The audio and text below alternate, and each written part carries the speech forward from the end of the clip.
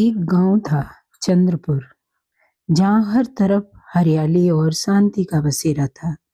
इस गांव के बीचों बीच एक बहुत पुराना बरगद का पेड़ था, जिसे गांव वाले चमत्कारी पेड़ कहते थे।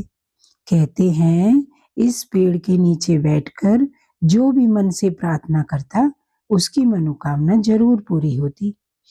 पेड़ का इतिहास भी बड़ा निराला था।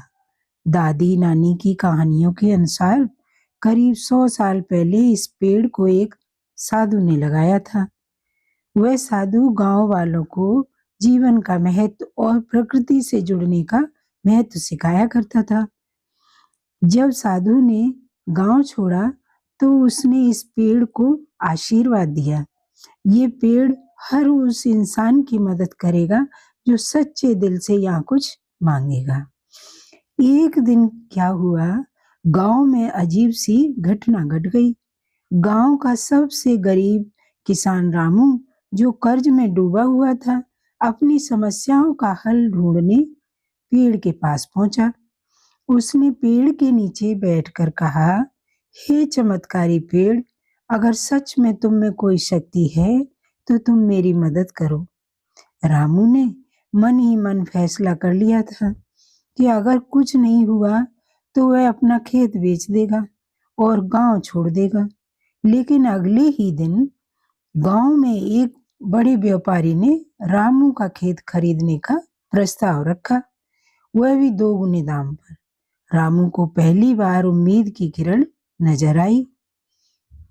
इसके बाद धीरे धीरे गांव वाले पेड़ की शक्ति पर अपनी पूरी तरह विश्वास करने लगे। लेकिन फिर गांव के मुखिया ने यह तय किया कि पेड़ का वैज्ञानिक रूप से अध्ययन करवाया जाए। एक टीम आई जिसने पेड़ की मिट्टी और आसपास का पानी जांचा। उन्होंने बताया कि इस पेड़ की जड़ें इतनी गहरी हैं कि वह गांव के पूरे जल स्तर को साफ कर देती हैं। इस वजह से गांव की जमीन उपजाऊ और शुद्ध है। मुखिया ने सबको ये बात बताई और कहा, चमत्कार पेड़ में नहीं, हमारी श्रद्धा और प्रकृति की शक्ति में है। अगर हम इस तरह पेड़ की देखभाल करेंगे तो हमारा जीवन भी ऐसे ही हरा भरा रहेगा। उस दिन से गांव वालों ने हर साल नए पेड़ लगाने का संकल्प लिया। चंद्रपुर अब सिर्फ हरियाली के लिए नहीं, बल्कि लोगों के संकल्प और एकता के लिए भी जाना जाता है।